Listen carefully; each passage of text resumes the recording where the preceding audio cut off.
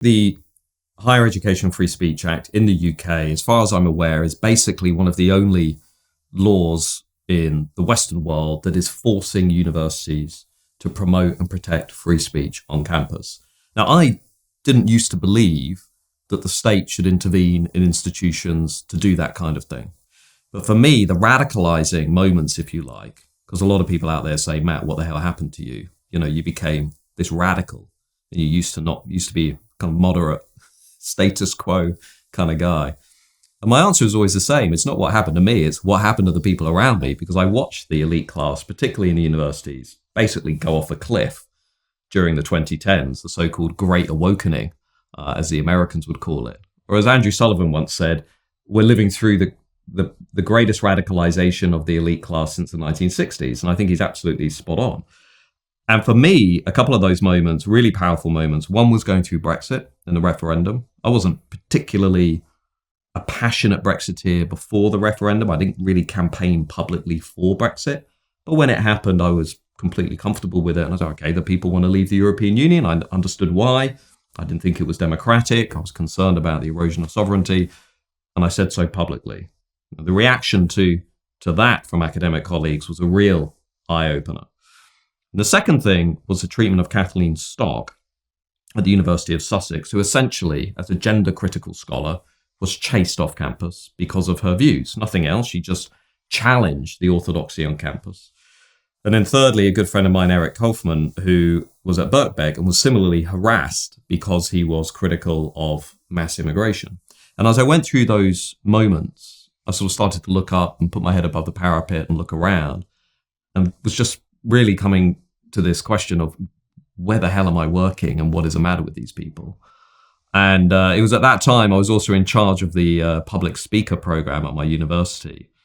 And in the aftermath of Brexit, I decided, well, it's probably a good idea that our university students be exposed to some of the ideas and opinions and beliefs that led 52% of our fellow citizens to vote to leave the European Union. So I decided to invite somebody onto campus who I think had a pretty good understanding of that, David Goodhart, very prominent British thinker, writer, founder of Prospect magazine, very intelligent, articulate friend. And in the aftermath of inviting David onto campus, a special school meeting was convened for 30 members of staff to come together and discuss why a conservative, and I don't even think David would describe himself as a conservative, but why had he been allowed onto campus without a liberal discussant to challenge his views? And I thought, well, this is all very strange, because I've sat in universities for 15 years watching liberals debate liberals without any conservative discussant. And it brought home the nature of this crisis, which is how I ended up campaigning with yourself and alongside others and designing and developing the Higher Education Free Speech Act, because I simply came to the view that universities cannot be trusted to reform themselves.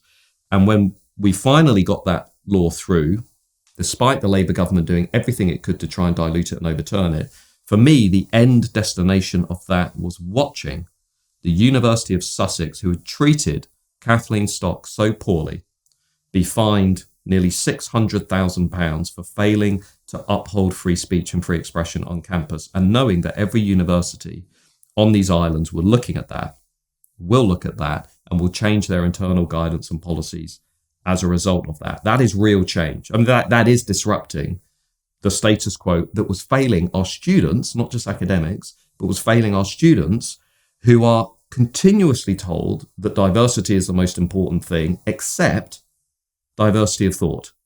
And that is where the universities went wrong. Yeah, and that suggests, the fine that was levied against the University of Sussex, and as you say, the kind of downstream deterrence effects that we think this is going to have on the higher ed sector, suggests that within that debate, and I remember that debate very well 4 or 5 years ago, should we or should we not push for a bit of legislation that is really going to, unsettle a lot of conservative instincts, which is, keep the government out of our big institutions, let the universities run themselves.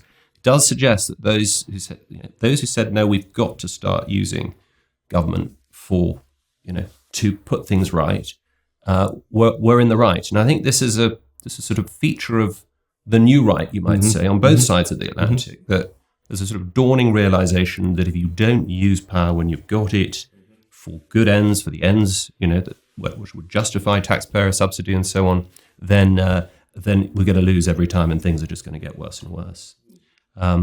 So I think it's encouraging. I should say, in defense of my own institution, the University of Cambridge, the university here went through a lot of work preparing an act, a HEFSA-compliant free speech code, and pushed it through even at a time when it looked as if Labour was indeed going to torpedo the act. So there was a deterrence effect even before the Sussex judgment. But I think you're absolutely right. It is going to have some very, very, very positive effects. Yeah. And just briefly, I mean, you're absolutely right to say this isn't actually just about what's going on in the UK. What the reforms to the universities are really about is a much deeper philosophical split, I think, within the right, in that there are some of us who recognise that for too long, conservatives have allowed taxpayer-funded public institutions to essentially indoctrinate the next generation with anti-Western, anti-British, anti-American,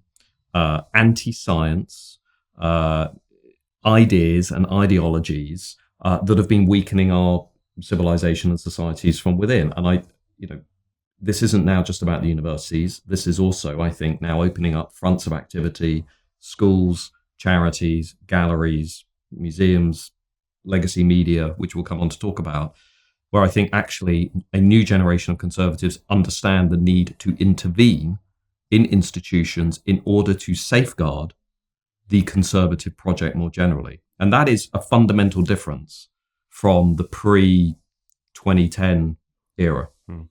I couldn't agree more. And it's a question about really trying to shore up the fraying social contract between government and governed. And if universities are in receipt of taxpayer funding, then there are certain obligations that those institutions have to the public square. One of them must be to model good civil disagreement on contentious issues that reasonable Brits disagree about. And one of the things, as you were talking, that came to mind was just, we've been here before. I mean, think back to the 18th century. Oxford and Cambridge, pretty much the only universities in England, because of the Test Acts, were not allowed to admit Catholics, were not allowed to admit anyone who wasn't willing to sign up to effectively Anglicanism. And that created a sort of intellectual and institutional stagnation in Oxford and Cambridge. So the real intellectual energy in the 18th century was not in England, it was in Scotland. It was the Scottish Enlightenment, because there was a sense of, there wasn't that same kind of suffocating conformity. And I think what we're seeing now with the sort of, the new pressure valves are opening up. And one of them is this new centre which our mutual friend, Professor Eric Kaufman, has set up at the University of Buckingham, the Centre for Heterodox Social Science. And what hope and confidence do you have that alternate institutions will start to emerge, much as was the case in the 19th century with the big universities in London opening up in response to the sort of stultifying effects of the Test Acts on Oxford and Cambridge? So I think what we are living through currently with the rise of alternative institutions, new universities, new media, new platforms is bigger than we currently understand, in the sense that we have a new generation of writers and thinkers who are fully insulated from the legacy institutions, which is a really, really important thing, because this hasn't really happened in the modern era until this point. So what I mean by that, new universities that students can engage with, academics can truly say what they want without fearing the consequences, new media, new podcasts, new YouTube channels, new Substacks, whatever, all of it is basically creating an ecosystem, which personally I find to be much more intellectually interesting than anything I encountered in the universities, where the groupthink is so overwhelming. You basically cannot move outside of the socially liberal, really radically progressive orthodoxy. And if you do, you are basically shut down, or, everything becomes harder than it otherwise ought to be, as we've seen in cases like Roland Fryer, for example, Michael Lacour in the US. These are people who in different ways, the grievance hoax scandal, in different ways have shown just how truly absurd legacy universities, the status quo, have become, because they've either produced findings that have challenged the radical progressive orthodoxy and then they've been shut down, or they've leaned into that by cheating and presiding over hoaxes that have revealed how absolutely ridiculous the current establishment has become. So the centre that Eric has set up at Buckingham, I think, is a symbol of this pushback. And in that case, to look at social science, to ask questions that should be asked in legacy institutions but aren't being asked. For example, okay, we know that for every one conservative academic in the universities today, you basically have about 10 to 12 left-wing academics. So the end result is we have an enormous literature on the far right, right populism. I used to work in that literature, but we have almost no similar understanding of wokeism, radical leftism, contemporary communism. I was struck reading a handbook recently by a scholar called Pedro Sacchetti, and it's a handbook on left-wing extremism. And this was maybe 3 years ago. And it opens by saying, remarkably, this is one of the only handbooks on left-wing extremism in the social sciences. And, you look at the enormous literature on the populist right. Every PhD student almost in social science is working on the populist right. And you just think, wow, this is completely imbalanced. So the centre is also going to be not only looking at things like, what is woke ideology? Where did it come from? How is it changing our society? But also things like, what is the role of family breakdown in crime and social breakdown? What is the link between mental health and support for wokeism and LGBTQ and all the rest of it? So we're going to be looking at things that are considered to be taboo, to use the title of Eric's great book on woke ideology. And we're just going to be looking at them in a very direct, straightforward, open way, which is exactly what higher education should be doing. And whether it's at Buckingham, whether it's at the Peterson Academy, whether it's at the University of Texas, Austin, whether it's at Ralston College, wherever it is, there is now an ecosystem online that is very active and actually, I think, very compelling to students as well, who can see what's going on. And just my last comment, I used to teach at Kent a third-year module on European politics. And 2 or 3 weeks into that module every year, students would approach me and say the same thing, because it would take them 1 or 2 weeks to sort of build up the confidence to kind of, who is this guy, this controversial figure on campus? And they would come up, they would always say the same thing.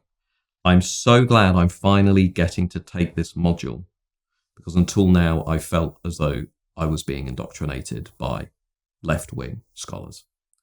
And those are students. So I don't buy into the snowflake generation narrative. I think students are fully aware of how corrupt and ideologically captured universities have become. I think they are fully aware of how broken the system is. They are just gaming it. They're staying quiet, going along with it, because the Conservatives know they better not say anything, because that will violate, their marks, that will put them at a disadvantage. And it's a profoundly depressing realization that we're all just participating in this Ponzi scheme, and even the students are now fully aware of it.